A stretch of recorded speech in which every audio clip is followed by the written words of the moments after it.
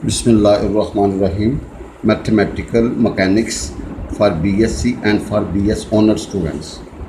Mathematical Mechanics for BSc and for BS Honor students. Chapter number 13, Collision of Particles. Chapter number 13, Collision of Particles.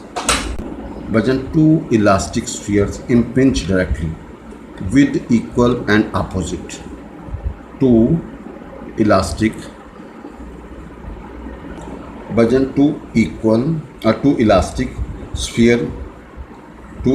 sphere impinge directly with equal and opposite velocity. Find the ratio of their masses.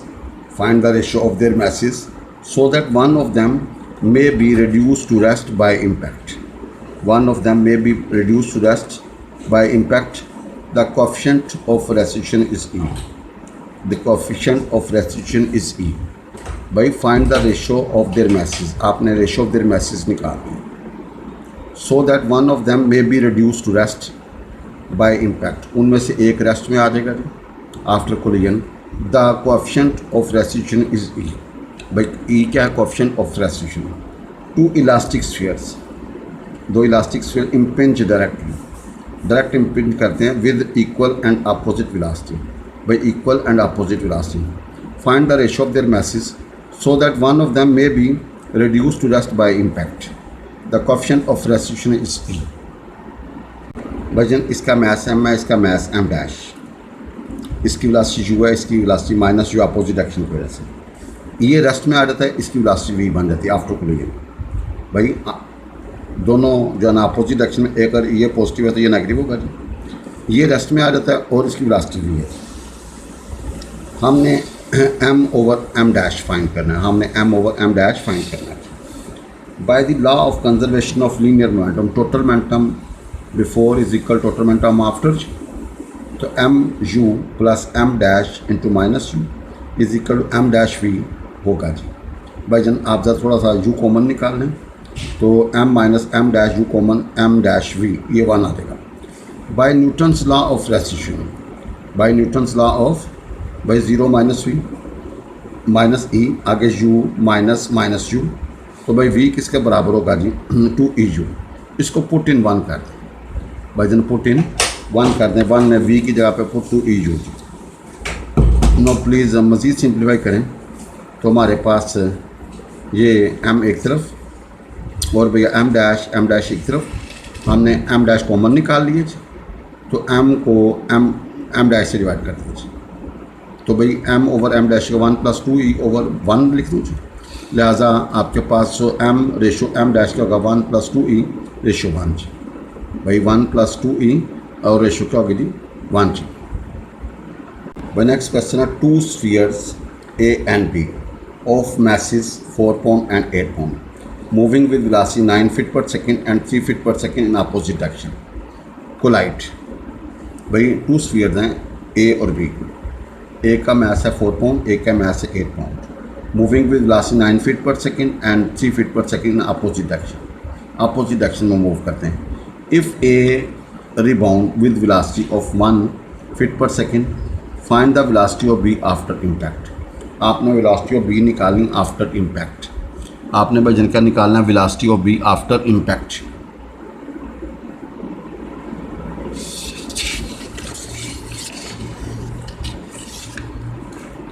भाई also coefficient of elasticity and loss of kinetic energy. भाई आपने coefficient of elasticity निकाला and loss of kinetic energy और loss of kinetic energy. भाई ये दो bodies हैं A और B.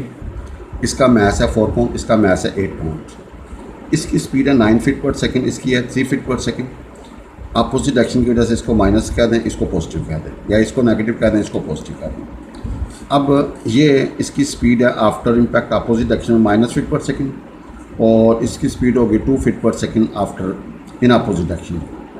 भाई अपोजिट डायरेक्शन है ना, ये इधर मूव कर देगा, ये इधर मूव कर देगा. भाई अगर इधर नेगेटिव है तो इधर अगर इधर नेगेटिव है तो इधर पॉजिटिव, अगर इधर पॉजिटिव है तो इधर नेगेटिव. हाँ तो no problem. Let v be the velocity of b. भाई v क्या वेलोसिटी ऑफ b है आफ्टर कोलिजन.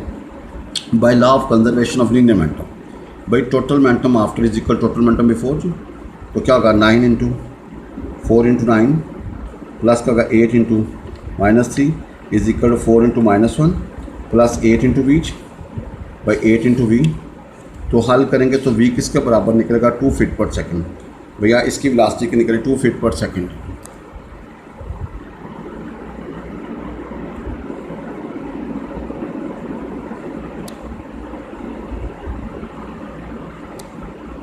भाईजान इसकी वेलोसिटी निकली 2 फीट पर सेकंड।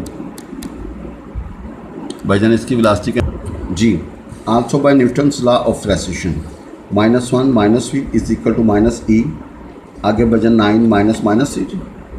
भाई आप देखो ना, दिस माइनस इस माइनस ई, दिस माइनस इस। भाई आप तो देखें वी हमारे पास 2 है, वी हमारे पास 2 है। आपने हल किया तो ई निकला है 1/4, ई निकला है 1/4। अब now we find loss of kinetic energy. भाई लॉस ऑफ काइनेटिक एनर्जी क्या होती है जी? भाई total initial kinetic energy minus total final kinetic energy. भाई लॉस निकालने का फार्मूला जो हमारे पास है वैसे तो होता है final minus initial is equal to minus आगे लॉस। लेकिन अगर आप इसको डायरेक्ट बात करेंगे तो भैया total initial minus total final. तो भाई इधर देखें आपके पास m इज़ अवेलेबल, भैया v इज़ अवेलेबल।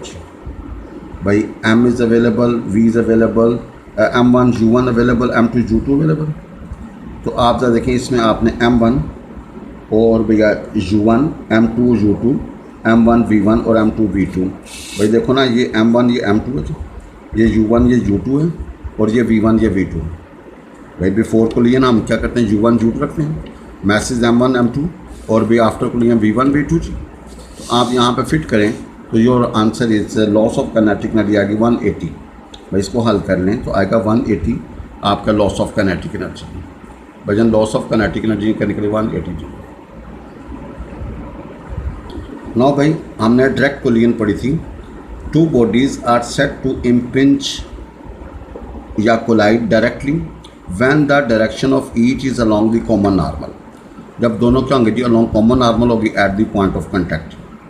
भाई set to be impinge directly when the direction of each is along the common normal at the point of contact. भाई at the point of contact तो इसको बोलते हैं direct collision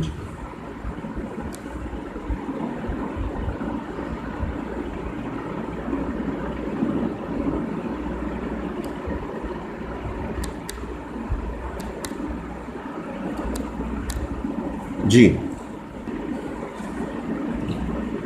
ji oblique collision when the direction of motion of either or both is not along the common normal, then impact is said to be oblique impact collision. By when the direction of motion of either or both is not along the common normal, जब भाई direction of motion not common along normal हो तो उसको बोलते हैं oblique collision। भाई जान उसको क्या बोलते हैं oblique collision। भाई when the direction of motion is not along common normal, यानी कि अलॉन्ग कॉमन नॉर्मल नहीं मूव करेगा तो उसको बोलेंगे ओब्लिक। यानी कि एक इधर चला जाए एक इधर चला जाए या इधर चला जाए इधर चला जाए तो भैया अगर सेम लाइन पे ना रहे तो उसको बोलते हैं ओब्लिक इम्पैक्ट। भजन law of conservation of linear momentum, law of conservation of linear momentum. भाई law of conservation of linear momentum भजन क्या होगा जी m v cos theta plus m dash v dash cos phi is equal to m u cos alpha plus m dash u dash cos of beta. मैं अभी figure से explain करूँगा, बस ये याद रखिएगा। Law of conservation of linear momentum क्या होगा m into v cos theta plus m dash into v dash cos phi is equal to m u cos of alpha plus m dash into u dash cos of beta. भाई for oblique impact we have this. भाई oblique collision when two bodies collide directly, when two bodies collide directly, their relative velocity resolved along the common normal after impact. When two bodies collide directly, their relative velocity resolved along their common normal after impact. By is in constant ratio to their relative velocity before impact resolved in the same direction and in opposite directions. If two bodies of mass m dash moving with velocities u and u dash in the direction inclined at an angle alpha beta with horizontal to the common normal, and v dash be their relative velocities in direction theta and phi respectively। तो भाई इधर देखिएगा आपका ये होगा Newton's law of restitution, v cos theta minus v dash cos phi over u cos alpha minus u dash cos beta is equal to minus ही cross multiply कर देंगे तो भाई जन क्या होगा जी v cos theta minus v dash cos phi is equal to minus e आगे u cos alpha minus u dash cos beta. भाई v cos theta minus v dash cos phi is equal to minus e आगे u cos alpha minus u dash cos of beta. भजन figure था देखें, ये body mass m है, इसकी mass m dash. भाई before collision velocity u है और u डैश है, इसका एंगल अल्फ़ा है बिफोर कोलिजन, इसका एंगल बीटा है बिफोर कोलिजन, आफ्टर कोलिजन इसका एंगल थीटा है और इसका एंगल क्या फाई।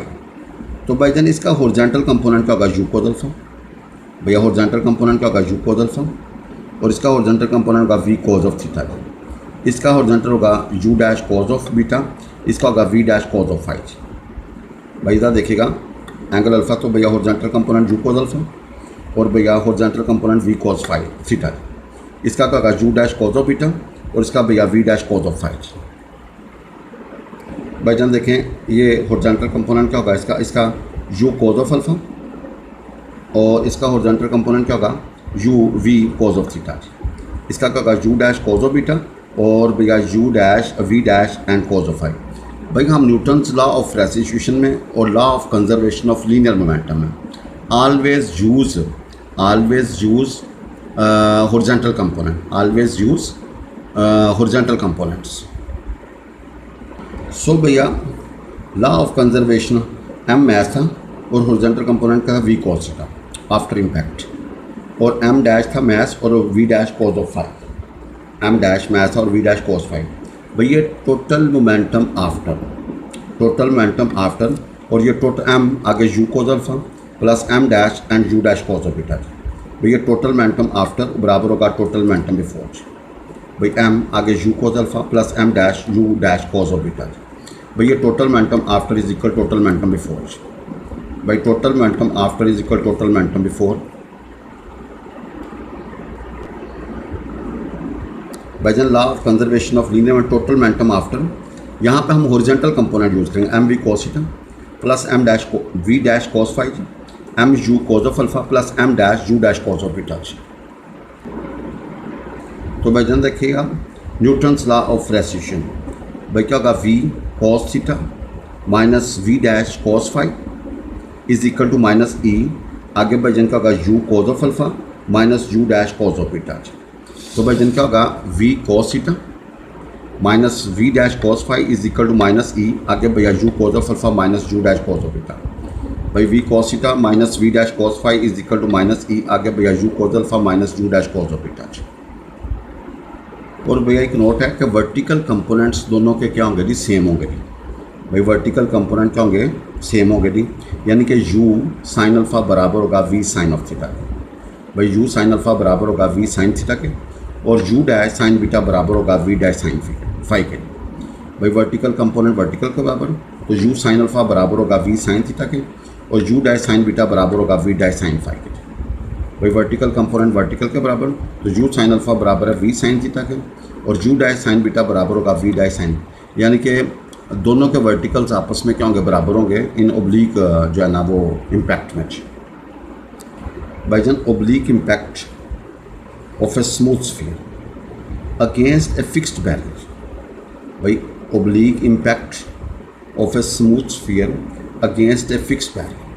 कहते हैं smooth sphere whose mass is m and whose coefficient of rotation is e impinge obliquely against a fixed plane discuss the motion। by then against discuss the motion we have this fixed barrier AB, ये हमारी common normal line है।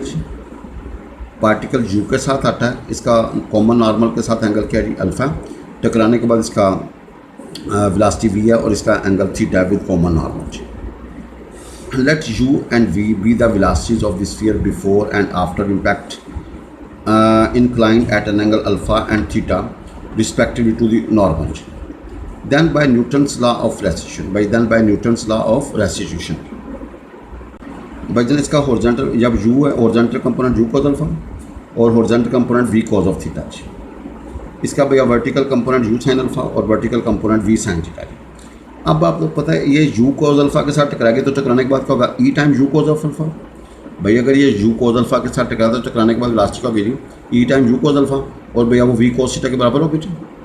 और भैया vertical component u sine alpha बराबर होगा v sine of theta के। भाई u sine alpha बराबर होगा वर्टिकल कंपोनेंट आपस में बराबर होते हैं जी। भाई जन देखें v कॉस थीटा बराबर होगा e time u cos alpha. भाई हॉरिजॉन्टल कंपोनेंट का था u कॉज अल्फा, टकराने के बाद क्या होगा e time u cos alpha, वो इसके हॉरिजॉन्टल कंपोनेंट के बराबर होगा, यानी कि v कॉस थीटा बराबर होगा e time u cos of alpha. इसको 1 कह भाई v कॉस थीटा बराबर होगा e time u cos of alpha. Similarly the result parts of the velocities perpendicular to the common normal at the point of remains unchanged, यानी कि vertical component हमेशा क्या होंगे सेम होंगे जी। भाई वर्टिकल कंपोनेंट हमेशा क्या होंगे जी सेम होंगे जी। वर्टिकल कंपोनेंट हमेशा क्या होंगे सेम होंगे। तो इसका vertical component v sine theta, इसका vertical component u sine alpha. भाई u का जो वर्टिकल कंपोनेंट होगा u साइन अल्फा होगा और v का जो वर्टिकल कंपोनेंट होगा v साइन थीटा होगा जी। भाई इसका जो वर्टिकल कंपोनेंट होगा u साइन अल्फा, इसका vertical component v sine theta. भाई वर्टिकल कंपोनेंट्स क्या होते हैं हमेशा अनचेंज या इक्वल होंगे जी। ये आपका 1 और 2 है जी, दोनों को डिवाइड कर दो, डिवाइड 1/2। तो भैया v cos थीटा भाई जन v cos theta over v sine theta बराबर होगा e u cos alpha over भैया u cos ऑफ अल्फा जी। तो भाई cot थीटा किसका बराबर होगा e time cot of alpha. इसको 3 कहते हैं। ये भैया जस्ट आर्टिकल है, this gives us direction of motion of the sphere of impact. यहाँ से डायरेक्शन निकलेगी। This gives us direction of motion of the sphere after impact. Squaring adding 1 2 तो we get v square is equal to u square into e square cos square alpha plus sine square alpha डी। This gives us velocity. भैया यहाँ से हमें velocity मिलेगी। बस सिर्फ 2 component याद रखने आपने कि वर्टिकल कंपोनेंट सेम होते हैं जी। और अगर आप ज़रा देखें टकराने से पहले उसकी वेलोसिटी थी u cos अल्फा। भाई टकराने से पहले वेलोसिटी थी u cos अल्फा, टकराने के बाद क्या होगा e time u cos alpha. भाई टकराने से पहले थी u cos alpha horizontal component, टकराने के बाद क्या होगा e time u cos alpha और वो दूसरे उसके हॉरिजॉन्टल के बराबर होगी v cos ऑफ थीटा जी। क्वेश्चन नंबर है हमारे पास, at what angle must a body, at what angle must a body जी whose elasticity is 1/3 by whose elasticity is 1/3 be inclined on perfectly hard plane by perfectly hard plane so that angle between the direction before and after impact may be at right angle by whose elasticity is 1/3 be inclined on perfectly hard plane so that angle between the direction before and after impact may be at right angle। भाई direction क्या है right angle होगा जी। कहता है सो that the angle between the direction before and after impact में भी right angle. भाई जरा देखें हमारे पास ये वेलोसिटी u है, एंगल अल्फा है जी, वेलोसिटी v है, एंगल थीटा है, बॉडी का मास m है जी। इन दोनों के दरमियान एंगल भाई जन एंगल क्या 90। भाई अल्फ़ा प्लस थीटा किसके बराबर है 90। तो late alpha and theta be the angle of incidence and reflection respectively। भाईजान अल्फ़ा प्लस थीटा किसके बराबर 90 के, तो थीटा किसके बराबर होगा 90 माइनस अल्फ़ा एंड ई बराबर है 1/3। देखें जब स्टार्ट वाला एंगल होता है उसको बोलते हैं एंगल ऑफ इंसिडेंट। भाई स्टार्ट वाला जो एंगल होता है उसको बोलते हैं एंगल ऑफ इंसिडेंट। टकराने के बाद वेलोसिटी उसको बोलेंगे एंगल ऑफ रिफ्लेक्शन। इसका एंगल अल्फ़े को एंगल ऑफ इंसिडेंट और थीटा को एंगल ऑफ रिफ्लेक्शन बोलेंगे। और ये हमारे पास है 1/3 और ये हमें पता है अल्फ़ा जमा थीटा बराबर है 90। भाई आपने इसका angle at what angle must a body be incline whose elasticity is 1/3 be incline on perfectly hard plane so that the angle between the direction before and after impact में be right angle. No we have, हमें पता है alpha जो angle of incidence and theta angle of reflection है। Alpha जमा theta के दरमियान angle 90। भाई ये मैथ्स है ना, ये बिफोर कोलिजन क्या है वेलोसिटी u, उस वक्त इसका एंगल अल्फ़ा, इसको बोलेंगे एंगल ऑफ इंसिडेंट। और ये टकराने के बाद वेलोसिटी v है, इसका जो एंगल है रिफ्लेक्शन का वो थीटा है। Now let a body of mass m moving with velocity u strikes the plane and rebound with velocity v। तो आपको पता है u cos अल्फा इसका हॉरिजॉन्टल कंपोनेंट होगा भाई। u cos अल्फा टकराने के बाद क्या होगा e time u cos alpha, और भाई जन वो किसके बराबर होगा v cos ऑफ थीटा का। भाई u cos अल्फा इसका हॉरिजॉन्टल कंपोनेंट बिफोर, टकराने के बाद क्या होगा e time u cos alpha, और भैया वो किसके बराबर होगा v cos ऑफ थीटा के। तो भाई v cos थीटा बराबर होगा e time u cos of alpha.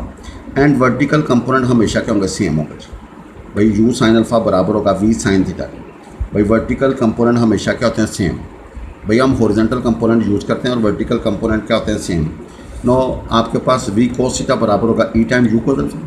भाई देखो ना टकराने से पहले वेलोसिटी का u cos अल्फा, टकराने के बाद क्या होगा e time u cos alpha, और भैया वो किसके बराबर होगा v cos थीटा के।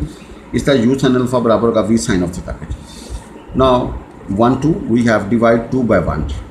भाई 2 को ऊपर रखा 1 नीचे रखा। तो आप तो देखें हमारे पास आ गया टेन एट थीटा बराबर है 1/e and tan at of alpha जी।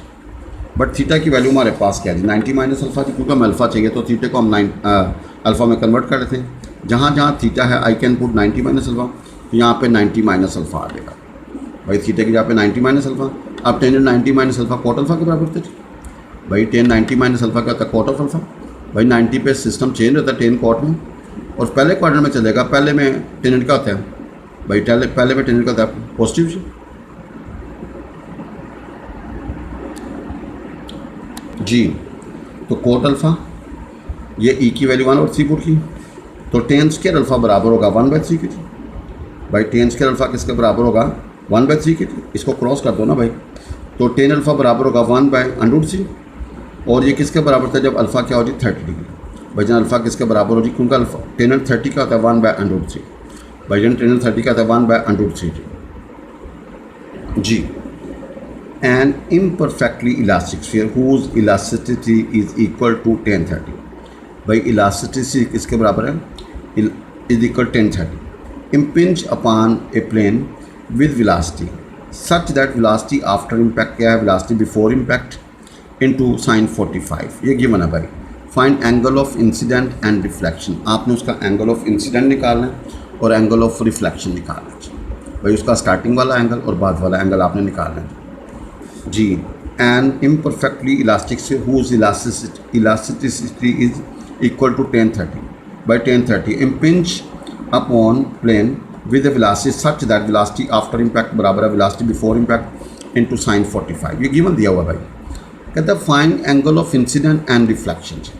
भाई ई हमारे पास है 1030 and its value is 1/√3 given है।